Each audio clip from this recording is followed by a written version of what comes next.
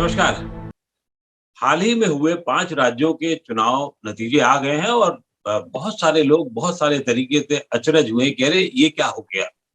तो वो अंदाज़ जो है लोगों का लेकिन अलग था और जिनको नहीं लगता था कि ऐसा होगा वो बिल्कुल अचंभे में रहे और जिनको लगता था उनको खुशी हुई कि हाँ हमारी भविष्यवाणी या हमारी बातचीत सफल रही। और जो लोग खुश हुए हैं उनमें से एक यशवंत व्यास भी है। क्यों? क्योंकि उन्होंने जितनी भी भविष्यवाणी सी वोटर के माध्यम से की थी, भविष्यवाणी तो नहीं कही, ये एक साइंस थी, साइंस के माध्यम से उन्होंने बताई थी, लगभग उसी ढर्रे पे चली और उसी तरीके से सफल हुई। हमारे साथ इस समय अब हार-जीत हो गई है, लोग कारणों की खोज कर रहे हैं, बहुत सारी बातें हो रही हैं, लेकिन हम अब बातचीत को समप कहना इसलिए ज़रूरी होगा कि इसको समझने की कोशिश करेंगे कि ये कई जगह, कई की निगाह में और कई जगह ये चमत्कार हुआ तो कैसे? आखिर पंजाब में आम आदमी पार्टी को 90 से ज़्यादा सीटें मिली तो कैसे? आखिर योगी बाबा ने तमाम मिथ तोड़ते हुए नोएडा ना जाने का मिथ और 37 साल बाद उत्तर प्रदेश में कोई मुख्यमंत्री दोबारा शपथ लेगा, इसके मिथ और तमाम तरीके के मिथ तोड़ते हुए योगी बाबा बिल्कुल आगे बढ़े और उन्होंने जो काम जो जो नतीजे दिखाए उसका श्रेय आप किसी को भी देंगे, लेकिन उनको ही भी मिलेगा और उनको ज़्यादा मिलेगा। तो ये सब कैसे हुआ और कहाँ की जातिगत हम लोग सब अ, अचंभित थे कि ये जातीय समीकरण ये होगा, वो होगा, फलाँ है, ढिमका है। मतलब मैं आपसी बातचीत में कह रहा हूँ। लेकिन वो कई चीज़ें ऐसी हुई जो उससे आगे बढ़ कर के हुई। तो इस जो जो भी बातें, जो भी गणित आगे बढ़ के हुई, जो दिख रही थी, कुछ बताई गई, कुछ नहीं बताई गई, उन सब पर बातचीत करेंगे यशवंत देशमुख जी से। बहुत-बहुत आभार यशवंत जी। सबसे पहले तो बहुत-बहुत बधाई धन्यवाद। कि आप ने जो जिस रास्ते पर चीज़ें बताई थी, जिस रास्ते पे अपनी बातें समझाई थी, वो लगभग सही हुई हैं। लगभग शब्द तो इस्तेमाल करना ज़रूरी है, क्योंकि आप खुद कहते हैं 5-10% 5% का वेरिएशन होता है, तो लगभग सही हुई। और मुझे तो अच्छा ये लग रहा है कि पंजाब में आम आदमी पार्टी पे हम लोगों ने लगभग 15 दिन पहले जब बात की थी, तब भी ये बात हो रही थी कि आम आदमी पार्टी 80 सीटें भी क्रॉस कर ले जाएगी। योगी आदित्यनाथ को लेकर के सबका एक मत था कि हाँ, सरकार तो बन जाएगी और आपके पास उसके तमाम गणित थे, तमाम वैज्ञानिक तर्क थे कि सरकार बन जाएगी। लेकिन सबसे पहले तो ये बताइए, वो जो चमत्कार था पंजाब में, बदलाव का ही चमत्कार था या कुछ और भी चीज़ें काम कर रही? क्योंकि जब अंडर करंट इतना ज़्यादा बह रहा हो, जिसे अंडर करंट यहाँ कहा जा सकता है, तो वो सिर्फ़ बदलाव का चमत्कार था या कुछ और है? और फिर उसके बाद एक सवाल और होगा कि चुनौतियाँ क्या हैं? देखिए, बदलाव का चमत्कार अंडर करंट क्या कहा जाए, उसको तो ओवर करंट कहना चाहिए, अंडर करंट भी नहीं कहना चाहिए क्योंकि ये टाइट थी। और हम लोग ने कई बार बातचीत में कहा कि भाई ये बदलाव इतना है तो सीटें क्या केवल ये 60 तक पहुंचेंगी या उससे ज्यादा निकल जाएंगी। तो एक उसमें अप्पू जी मेन बात ये भी थी, हमने बार बार इस बात को बोला कि देखिए 90 सीट तक आप जा सकती है, ये 5 साल पहले भी हमने कहा था। तो थोड़ा सा दूध के जल गए थे, हम छाछ भी फूक के पी रहे थे। लग रहा था कि कहीं ऐसा तो नहीं कि फिर हम कुछ गलत रीड कर रहे हैं, क्योंकि यकीन मानिए 5 साल पहले भी टाइड या ग्राउंड स्वेल उतना ही था। लेकिन वोटों का अंकगणित जिस तरह से होता है, 5 साल पहले में आम आदमी पार्टी के पास में वो नेटवर्क नहीं था कि लोगों को वो बूथ तक पहुंचा पाए, नंबर एक। नंबर दूसरा कि उस समय पर भी कैप्टन अमरिंदर सिंह एक एक ऑप्शन बड़े उपलब्ध थे। कांग्रेस का एक ऑप्शन अकालियों के खिलाफ उपलब्ध था, ट्रेडिशनल ऑप्शन। और उस ट्रेडिशनैलिटी में उनके पास में लोग जाने के लिए तैयार भी थे और बड़ी तादाद में संघ ने हिंदू वोट्स जो है शिफ्ट कराए उस समय। इस बार ये चीज क्लियर दिख रही थी कि भाई संघ और बीजेपी इस बार अपनी लाइन खींचने के उसमें है और 6, 7, 8% अपने वोट खींच ले जाएंगे। तो वो जब वोट खींचेंगे तो स्वाभाविक सी बात है कि कांग्रेस मुंह के बल गिरेगी उसमें, क्योंकि वो वोट कांग्रेस के पास में पिछली बार गए थे। आम आदमी पार्टी का देखिए, लगातार हम 6 महीने से तकरीबन तकरीबन 40% वोट हम लगातार बता रहे थे। ये 40% के आसपास इनका वोट आ रहा है, कभी 36, कभी 37, कभी 38, कभी 41, लगातार वो हम बता रहे थे। बीच में केवल 6 हफ्ते का समय ऐसा था जब चन्नी साहब नए नए मुख्यमंत्री बने थे और आम आदमी पार्टी 30-32% पे पहुंच गई थी, कांग्रेस करीब 36-37% पे पहुंच गई थी। लेकिन जिस तरह से सिद्धू साहब ने उनकी कटाई की, छटाई की, मतलब चन्नी ने इलेक्शन आम आदमी पार्टी से थोड़ी लड़ा, चन्नी ने तो सिद्धू से इलेक्शन लड़ा। तो सिद्धू ने इंश्योर किया कि चन्नी हार जाए, चन्नी साहब ने इंश्योर किया कि सिद्धू हार जाए, कप्तान साहब ने इंश्योर किया कि बादल भी हार जाए, बड़े बादल भी हार जाए, बादलों ने इंश्योर किया कि कप्तान हार जाए। तो सबने इंश्योर किया कि एक दूसरे की नाव हमें डुबोनी।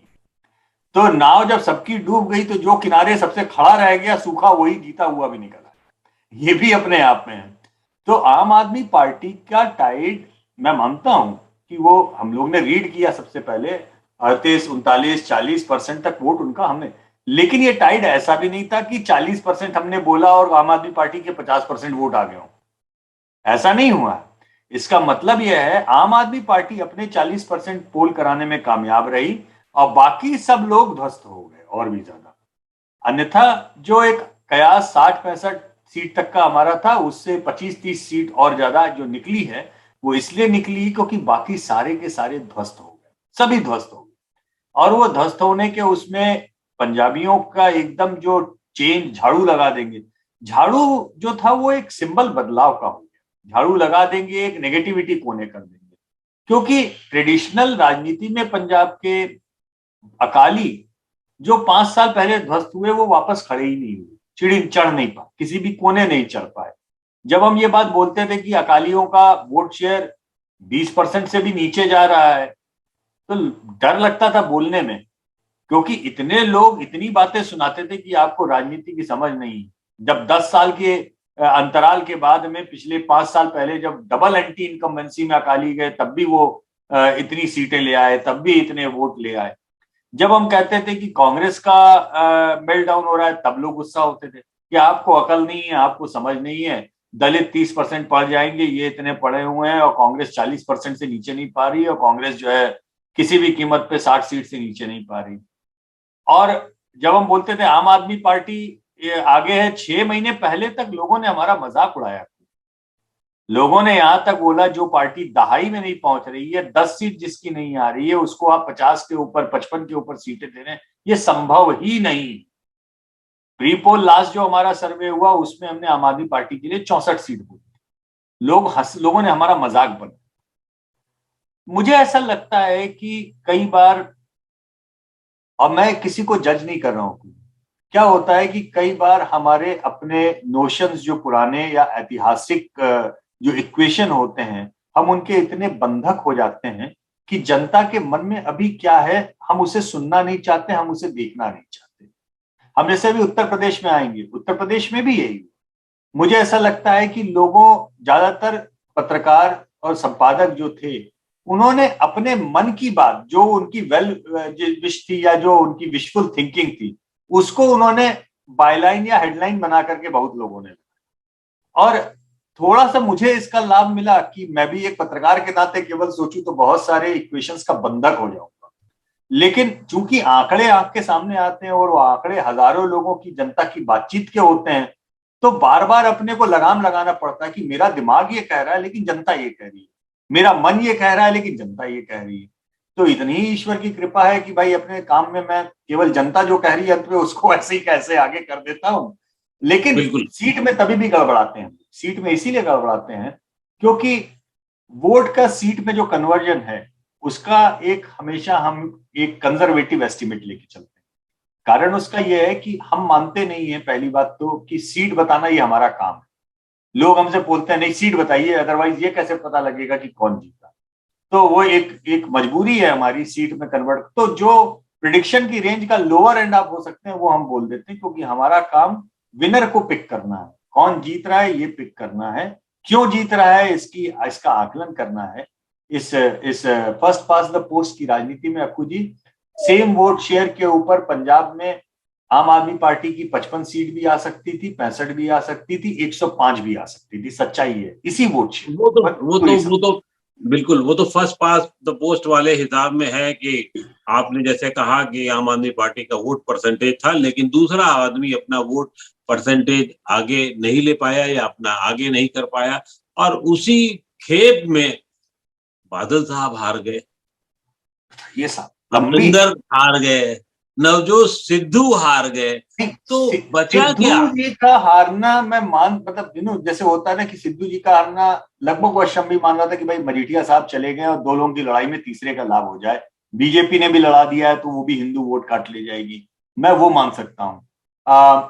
कप्तान साहब का हारना मान सकता हूँ कि भाई नई पार्टी बना के जा रहे हैं, पता नहीं कितना प्रसार प्रचार हो पाएगा। मनप्रीत का हारना मान सकता हूं, सुखबीर का हारना मान सकता हूं, बड़े बादल साहब का हारना मतलब ये लगे कि 94 साल की उम्र में 75 साल की जिस व्यक्ति ने राजनीतिक पारी खेली हो वो किला ढह जाए, इसका मतलब जनता थक चुकी थी, पक चुकी थी कि नहीं, हो गया बहुत, नो इफ्स नो बट्स, इस पुराने पूरे सड़े हुए उस सिस्टम से, हमको दीमक लगे हुए सिस्टम से अगर पंजाब को निकालना है, बाहर करना है, तो हमें किसी को नए को दायित्व देना होगा और उसे पूरा व्यवस्थित दायित्व देना होगा ताकि जो भी करना चाहे वो बिना डर के कर सके। मुझे तो लगता है कि अगर लंबी में सिर्फ 6 महीने पहले चुनाव हो जाता तो हम सब लोग आज जो हुआ है वही घोषणा करते, क्योंकि लंबी का चुनाव मतलब आप कल्पना नहीं कर सकते कि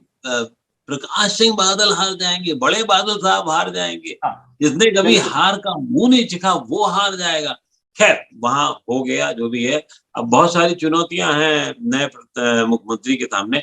लेकिन अब हम आते हैं उत्तर प्रदेश में, और उत्तर प्रदेश में आने से पहले ये दर्शकों पाठकों के लिए जानना जरूरी होगा कि हम जो सवाल अब करने जा रहे हैं, पहले तो ये समझना होगा कि एग्जिट पोल में आपने ये अक्सर सुना होगा कि ब्राह्मणों ने, जाटों ने, दलितों ने, पंजाब के संदर्भ में दलितों का था कि दलितों ने क्या चन्नी को वोट नहीं दिया या चन्नी की पार्टी को वोट नहीं दिया, तो वो हम कैसे समझते हैं ये पहले आप ही बता दीजिए। मैं आपकी वजह से जानता हूं, लेकिन आप बता देंगे तो ज्यादा एक ऑथेंटिक तरीका होगा कि मुस्लिम को कैसे आप पकड़ते हैं, नॉन मुस्लिम को कैसे पकड़ते हैं, यादव को कैसे पकड़ते हैं, और फिर हम उस पर बाद में आगे बहस करते हैं। देखिए, जैसा कि एग्जिट पोल में हमने आपको बताया या हमारे ट्रैकर में भी जो हम साल भर से चला रहे थे उसमें हम हाँ जी, जब हम तमाम सवाल पूछते हैं तो उसमें डेमोग्राफी के हिस्से भी पूछते हैं, मतलब उसमें जेंडर हुआ कि आपकी उम्र क्या है, आप क्या काम करते हैं, आप कितना पढ़े लिखे हैं, जो आपकी रिहाइश है वो शहरी है ग्रामीण है, आप किस धर्म से हैं, किस जाति से हैं, ये सारी चीजें हम पूछते हैं। लोगों का मानना है कई बार कि आप ये कैसे पूछ लेते हैं कि आप किस जाति हैं। अरे भाई, ये सहज रूप से आप समझिए कि भारत में पहले बहुत सारे निचले जात वाले जो मतदाता होते थे वो अपने को बताने में संकोच करते थे, लेकिन भारत में अब जातिगत राजनीति ऐसी हो गई है जी कि जिसमें लोग गर्व से अपनी जाति के बारे में, क्योंकि उनको रिप्रेजेंटेशन मिला, मतलब मायावती जी के मुख्यमंत्री बनने के बाद में दलितों के बीच में दलित होना एक, मतलब ये कोई वैसी बात नहीं होगी कि अस्मिता का सवाल, अस्मिता का ये नहीं हो गया, दलित होने में एक गर्व आ गया कि हाँ हमारी मुख्यमंत्री है दलित तो हम दलित हैं, ये असर्ट, पंजाब में भी वो असर्टनेस आई कि हम दलित हैं। तो ये चीजें ऐसा नहीं है कि लोग बताना नहीं चाहते या कहना नहीं चाहते, लोग अपनी आइडेंटिटी को बताते हैं, पूछने वाले का तरीका क्या है या पूछने वाले की ट्रस्टवर्दीनेस क्या है इस पे भी है। जब उनको लगता है कि हमने उनके मुद्दों की बात की, हमने तमाम नेताओं की बात की और हम उनको बोलते हैं कि देखिए इसके बाद में हम आपसे आपकी डेमोग्राफी से जुड़े हुए कुछ सवाल पूछेंगे जिसका उद्देश्य केवल हमारी एनालिसिस ज्यादा बेहतर करना है, तो वो अच्छे से बताते हैं, वो धर्म बताते हैं, अपनी जात बिल्कुल स्पष्ट बताते हैं कि हम फलानी जात के हैं, ये इसको इससे कई बार बताते हैं कि आप इससे कंफ्यूज मत कीजिएगा, हमारी जात ये ओबीसी में आती है, इसमें नहीं आती, या एससी में आती है, ओबीसी में नहीं आती, ये सारी चीजें लोग बहुत स्पष्ट रूप से बताते हैं। नंबर एक, अब हमने ये जाति वाले आंकड़े हम एग्जिट पोल में या उस समय क्यों नहीं देते, उसका कारण है क्योंकि भाई हमने आपको कई बार बताया कि हम कितना भी हम आकलन करें, एक्चुअल से हमारा आकलन विद इन ±3% पे रहेगा। पहली बात तो सर्वे के अंदर, अब उत्तर प्रदेश में अगर हमने 41% वोट बोला तो उसका अर्थ था कि 38 से लेकर के 44 के बीच में भारतीय जनता पार्टी का वोट शेयर रहेगा, तो वो हायर साइड पे 2%, जितना हमने बोला उससे 2%, 1.5% ऊपर की साइड पे गया। हमने 34% सपा गठबंधन के लिए बोला, वो एग्जैक्ट वहीं पर आके अटक गया। या पंजाब के केस में हमने 40% अगर आम आदमी पार्टी के लिए बोला, वो एग्जैक्ट आ गया, लेकिन कांग्रेस का जो है घट गया, जितना हमारा आकलन था उससे 3% नीचे 4% चला गया। तो इसलिए हम इंतजार करते हैं कि फाइनल नतीजे जब आ जाते हैं, तो फाइनल नतीजे आने के बाद में हम लोगों के वोटिंग इंटेंट वाले क्वेश्चन को, सवाल को, उसके आंकड़ों को इलेक्शन कमीशन के आंकड़ों के साथ में हम उसे स्टैटिस्टिकली वे करते हैं, जिसका अर्थ यह होता है कि उसके बाद में आंकड़ों के दृष्टि से इलेक्शन कमीशन की जो अंतिम फाइल है और हमारे सर्वे की जो फाइल है, ये एक हो जाती है, एक दूसरे का प्रतिबिंब हो जाती है। जब वो प्रतिबिंब हो जाती है, तब उसके बाद में हम अगर ये निकालें कि किस उम्र के लोगों ने किसको दिया, महिलाओं ने किसको दिया, जाति में किसको दिया, तो वो सारे आंकड़े एकदम फिट बैठते हैं उसी तरीके से, और उससे फिर हमको ये अंदाजा लग जाता है कि आखिर हुआ क्या फील्ड में। आपका तो खैर समझ में आता है कि आपने प्रोफार्मा है आपके साथियों के पास में और आपने किया है। इलेक्शन कमीशन जो जातिगत के हिसाब से तो नहीं बताता मेरे ख्याल से, कतई नहीं। इलेक्शन कमीशन न जाति, न धर्म, न उम्र, न जेंडर, किसी के हिसाब से नहीं बताता कुछ भी। इलेक्शन कमीशन केवल कुल वोट बताता, इतने पड़े, इसमें इतने पुरुषों ने वोट डाला, इतने महिलाओं ने वोट डाला, और हर पार्टी को बस इतना ही बताता है। ये मैं इसलिए क्लियर कर देना चाहता हूँ दर्शकों पाठकों के सामने, ताकि कोई कंफ्यूजन नहीं हो। वो सिर्फ एजेंसीज आपकी या बाकी और एजेंसीज हैं वो करती है, क्योंकि सी वोटर का जो मेरी जानकारी है वो बेस बहुत बड़ा था, आपने सर्वे बेस आपका बहुत बड़ा था, तो इसलिए आप ये नहीं कह सकते कि आपने आकू श्रीवास्तव से बात कर ली, चौधरी साहब से बात नहीं की। देखिए, आपके दर्शकों की जानकारी के लिए मैं दर्शकों की जानकारी के लिए आपके बता दूं कि एग्जिट पोल में अकेले उत्तर प्रदेश में हमने 1 लाख से ज्यादा मतदाताओं से बात की, 1 लाख। और उसके पहले 6 महीने के ट्रैकर में, और मैं उससे पहले नहीं जा रहा हूं, मतलब कायदे से आपको बोलूं तो हम लोग तो मार्च 2017 जिस दिन उत्तर प्रदेश का चुनाव पिछला खत्म हुआ था, उसके बाद से लगातार ट्रैक कर रहे हैं और रोज सर्वे कर रहे हैं, पूरे भारत का हर राज्य में कर रहे हैं। लेकिन अगर हम केवल उत्तर प्रदेश के स्पेसिफिक, जो हम लोगों ने डेली ट्रैकर भी 6 महीने पहले शुरू किया, केवल हम उसकी बात करें तो डेली ट्रैकर में भी लगभग 1.5 से 2.25 लाख मतदाताओं से बातचीत हमने उत्तर प्रदेश में अकेले की। प्री पोल ट्रैकर की बात बता रहा हूं, और एग्जिट पोल में 1 लाख से ज्यादा मतदाताओं से बात।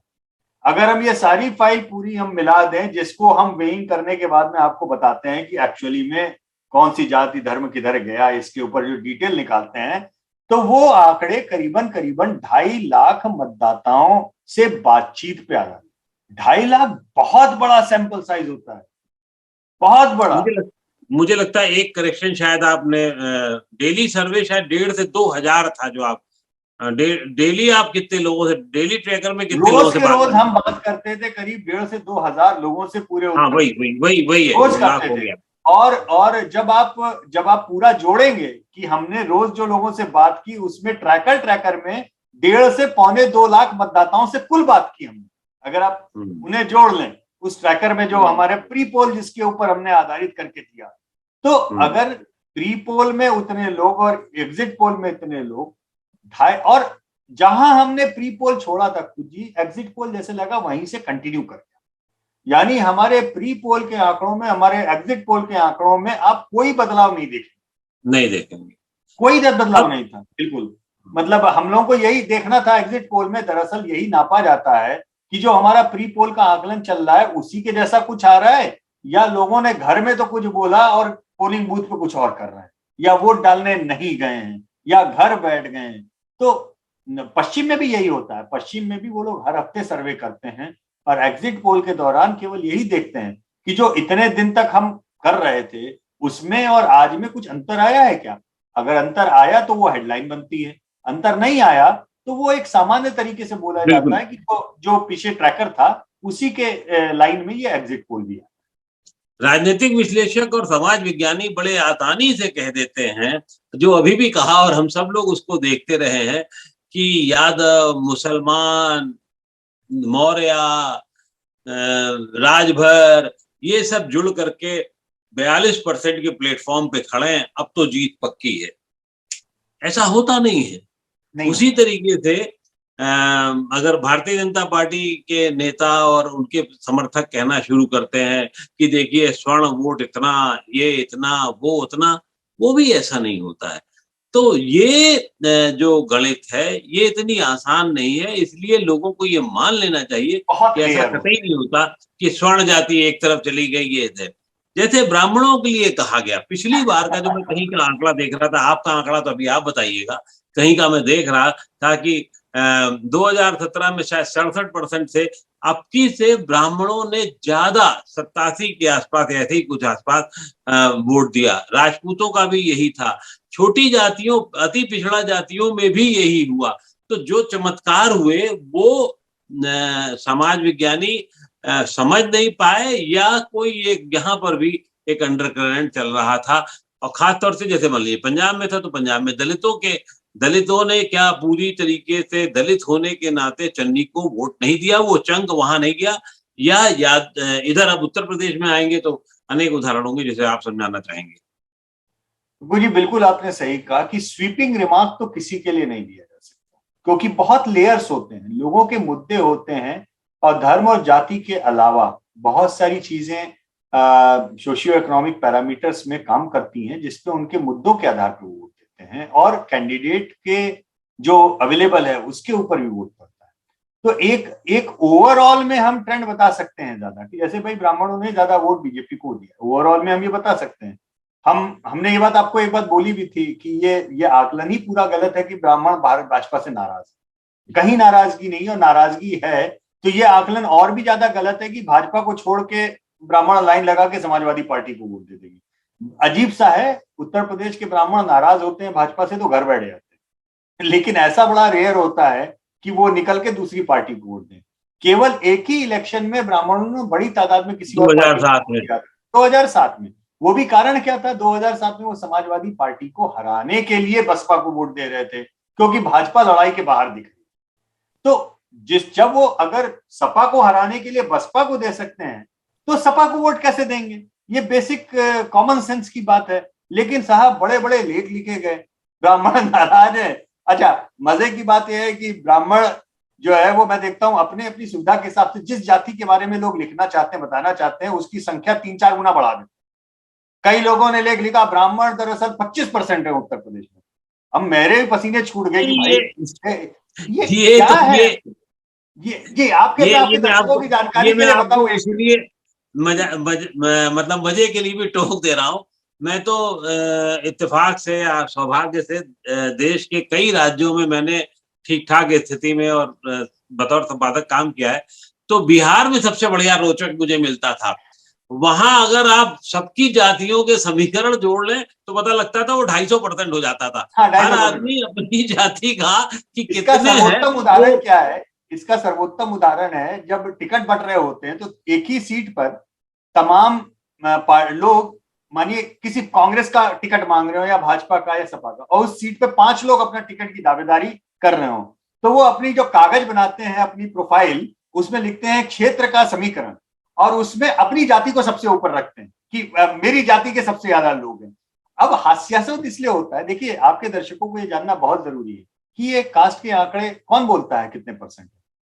आपको पता है ये 1931 में जो अंतिम कास्ट बेस्ड सेंसस हुआ था, लगभग 100 साल पहले, 1931 के बाद से कास्ट बेस्ड किसी को कुछ हवा नहीं है कि किस क्षेत्र में कितने लोग हैं।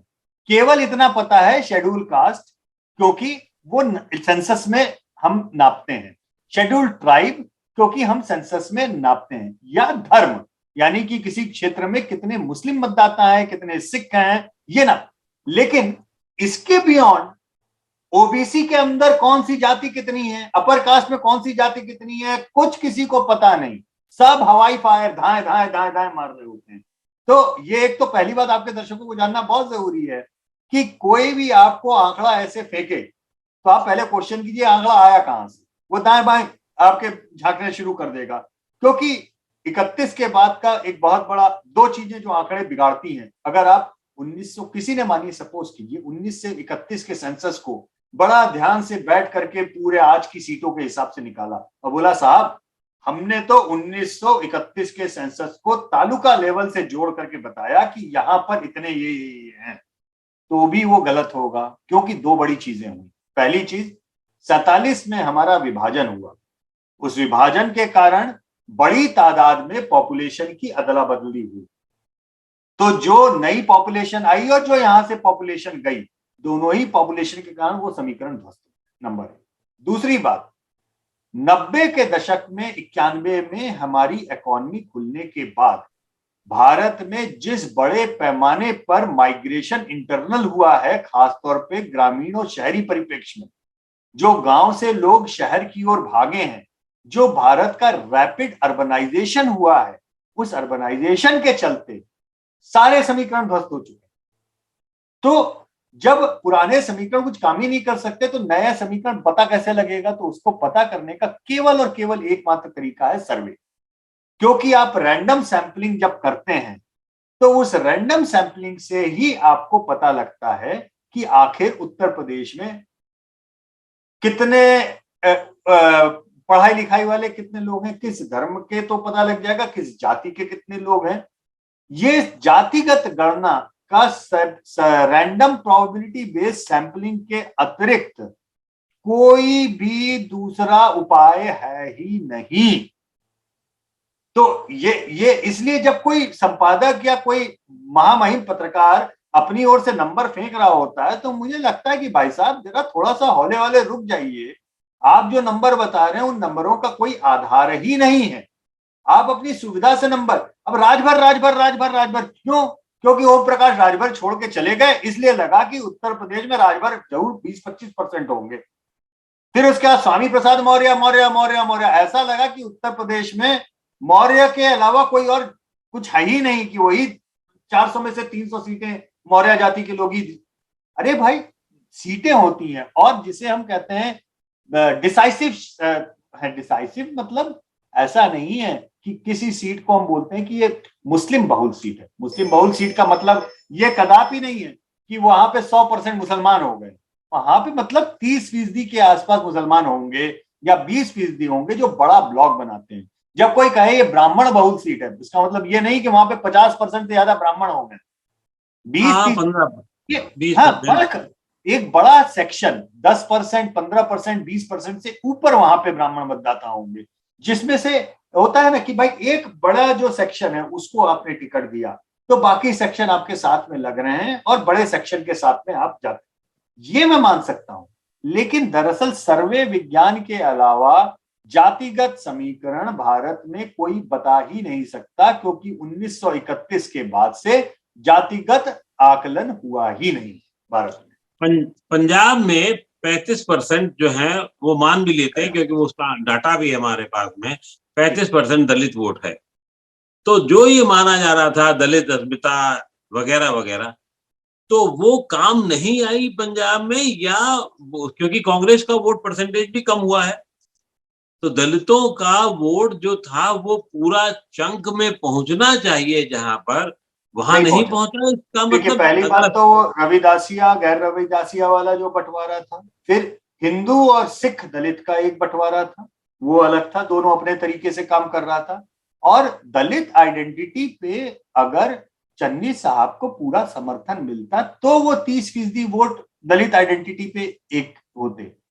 दलितों को लगा यार क्या इस आदमी को वोट दें, इसको तो हम वोट देंगे जिताएंगे, और सिद्धू को, राहुल जी जो है सिद्धू को चीफ मिनिस्टर बना देंगे, इसको तो हटा देंगे। जब ये आदमी चीफ मिनिस्टर बनना ही नहीं है तो हम इसके ऊपर अपना वोट क्यों खराब करें? ठीक है। दूसरी बात कि अब बदलाव की इच्छा तो अगर सब में है तो दलितों में भी होगी। हम क्यों मान के चलें कि वो क्या कहते हैं बंध गए हैं केवल अपनी जाति से? उनको भी लगा कि नहीं भाई बड़े बदलाव की एक हो रही है, एक बड़ा हिस्सा दलितों का आम आदमी पार्टी को गया, उसमें क्यों नहीं जाएगा? तो मेरा ये मानना है कि बहुत जो हम मायावती मूवमेंट एक्सपेक्ट कर रहे थे पंजाब में, मैंने ही इस टर्म को बोला था कि this could be Mayawati movement in Punjab, लेकिन सवाल यह है आप मायावती मूवमेंट के लिए चन्नी को सपोर्ट तो करो। आपने तो जितनी छीछालेदर उस मुख्यमंत्री की कर दी 6 महीने में सिद्धू साहब ने, उस बेचारे को तो आम आदमी पार्टी से लड़ने का मौका ही नहीं मिला। दुख मुझे इस बात का है। देखिए क्या है, बहुत सारे अब एनालिस्ट खुद ये भी होंगे जो कहेंगे आम आदमी सॉरी कांग्रेस ने आत्मघाती कदम लिया चन्नी को बना करके, और कभी भी दलित को तो मुख्यमंत्री बनाना ही नहीं चाहिए था, क्योंकि दलित मुख्यमंत्री बनाने से सब जट चले गए, अपर कास्ट चले गए, ये तो सुसाइडल फैसला था, फैसला गलत था। मतलब अब वो उसके ऊपर आकलन ऐसे किया जाएगा कि अगली बार कोई भी पार्टी किसी दलित को मुख्यमंत्री बनाने से पहले 10 बार ये सोचे कि इससे हमको गलत बात है। मायावती जब मुख्यमंत्री बनी तो दलितों के सपोर्ट के अलावा ब्राह्मणों के सपोर्ट से मुख्यमंत्री बनी। हम ये क्यों भूल जाते हैं? दलित, जितना दलित सपोर्ट करते हैं किसी अच्छे सवर्ण लीडर को, उतना ही सवर्ण भी सपोर्ट करते हैं किसी अच्छे दलित लीडर को। ये हम दिमाग से ये चीजें निकालें। बाइनरी सवाल दलित नॉन दलित का नहीं था, सवाल कांग्रेस की सिर्फ डबल का था। सवाल केवल एक बात का था कि राहुल गांधी जी के परम प्रिय जो माननीय नवजोत सिंह सिद्धू जी थे, उन्होंने पहले तो 4.5 साल कब्र खोदी अमरिंदर सिंह की, उनको निकलवा के माना। फिर बचे हुए 6 महीने में कब्र खोदी चन्नी साहब की, उनको हरवा के माना।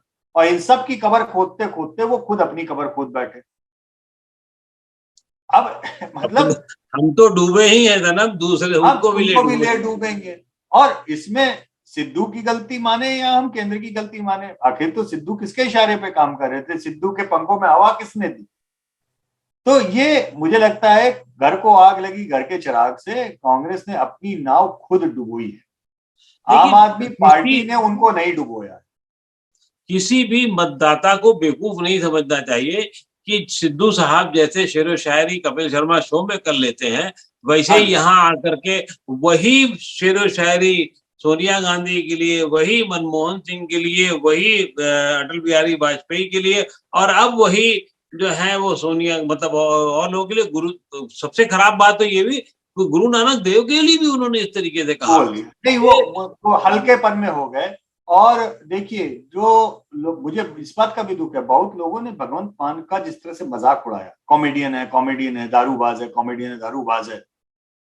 आप पकड़ ही नहीं पाए कि उस आदमी की लोकप्रियता कितनी है। वो कॉमेडियन होगा लेकिन 2 बार का लोकसभा का चुना हुआ सांसद है। और जिस दिन इंसान दूसरा इलेक्शन जीत लेता है अक्कू जी, वो वरिष्ठ हो चुका होता है। 1 बार का फिनोमेना वो नहीं रह जाता। वो 2 बार का चुना हुआ सांसद था।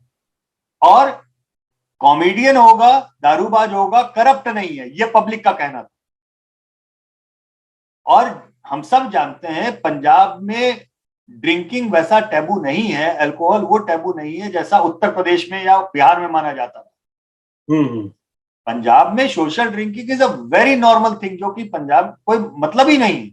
तो आप जितना उसका मजाक उड़ाते गए उतना ही ज्यादा। अच्छा, आप सूप तो सूप, छलनी क्या बोले 100 छेद। अब सिद्धू साहब अगर मजाक उड़ाए कि ये कॉमेडियन है, तो मतलब या कांग्रेसी मजाक उड़ाए, अरे आपने अपने प्रदेश का अध्यक्ष एक कॉमेडियन को बना रखा है, आप दूसरे के ऊपर कमेंट क्या करोगे? बिल्कुल ठीक है। और तो कैसे? और अकाली दल तो और भी मजाक ना उड़ाए, क्योंकि अकाली दल ने तो अपनी राजनीति का ही कॉमेडी बना रखा था पूरा। तो ऐसे में कौन था जो भगवंत मान को भगवंत मान? और हमारे ट्रैकर में साफ दिखा, जिस दिन भगवंत मान को अरविंद केजरीवाल ने घोषित किया, उस दिन के 1 हफ्ते के अंदर करीबन 6% की जंप दिखाई दी थी आम आदमी पार्टी के लिए। 6% की। हमने बोला था कि ये एसेट है, क्योंकि बहुत सारे लोग कह रहे थे नहीं मान को अगर डिक्लेयर किया तो ये तो लायबिलिटी होगा, लोग भाग जाएंगे छोड़ करके। जी यशवंत जी, इसका मतलब ये हुआ कि उत्तर प्रदेश में भी वो समीकरण काम कतई नहीं आए जो कहे जा रहे थे कि ब्राह्मण नाराज है, तो आपने पहले ही स्पष्ट कर दिया, या मौर्य सीधे जो है अखिलेश को वोट दे देगा, या और लोग भी।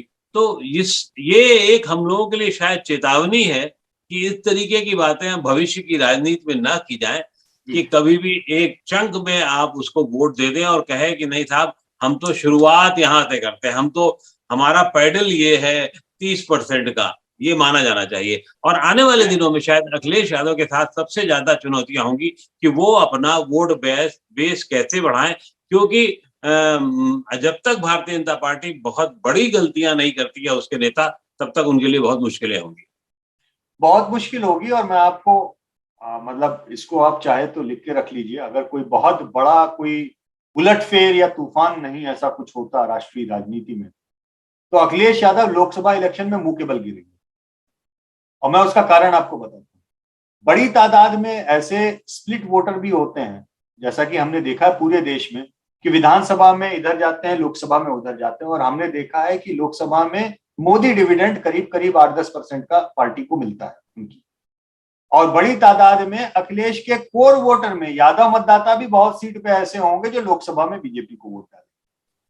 जाट मतदाता जो जयंत चौधरी के खाते में, आरएलडी के खाते में गए, यहाँ पे जाट मतदाताओं के बारे में भी आपको बता दूं, जब टिकट वाला हो रहा था हम लोग ने इस पर चर्चा की थी कि जाट मतदाता रॉक स्टॉक एंड बैलेट कोई नहीं जा रहा है, वो केवल और केवल जयंत चौधरी के साथ में उनकी सीटों पे जा रहा है। अखिलेश को जाट मतदाता नहीं पड़ रहा है, और अखिलेश के मुस्लिम कैंडिडेट्स को तो बिल्कुल नहीं पड़ रहा है। मैंने आपके ही शो पे बोली थी, बहुत साफ बोली थी। तो ये भी दिमाग में कि नहीं नहीं जाट तो पूरे उसमें चले गए, और पश्चिमी उत्तर प्रदेश में 17% तो जाट है, तो 17% बीजेपी के माइनस कर दीजिए और 17% इनके जोड़ दीजिए, तो इनका वोट शेयर 50% हो जाता है, बीजेपी 30% पे हो जाती। इतना ओवर सिंप्लीफिकेशन। अरे भाई साहब, अगर ये चीजें इतनी ही आसान होती नापनी और पढ़नी, तो 28 साल से यशवंत देशमुख सिपोलॉजी में जग नहीं पाते। हम भी लाख लाख लोगों से बात करके हम नहीं बोल पाते हैं सीधे इतने स्वीपिंग रिमार्क, जितने स्वीपिंग रिमार्क जो है बिना एक आदमी से बात किए हुए लुटेंस दिल्ली में लोग दे देते हैं। चलिए, ये बड़ी विचित्र स्थिति है। बिल्कुल। मेरे ख्याल से काफी कुछ बहुत स्पष्ट हो चुका है, और भविष्य में हम सभी को कोई ऐसे मतलब इतने आसान से रिमार्क नहीं करने चाहिए कि फला फला के साथ है और फला वर्ग फला के साथ है। बहुत बहुत आभार यशवंत जी आपका कि आपने इतना समय दिया और बहुत सारे परतों को खोला। बहुत बहुत शुक्रिया।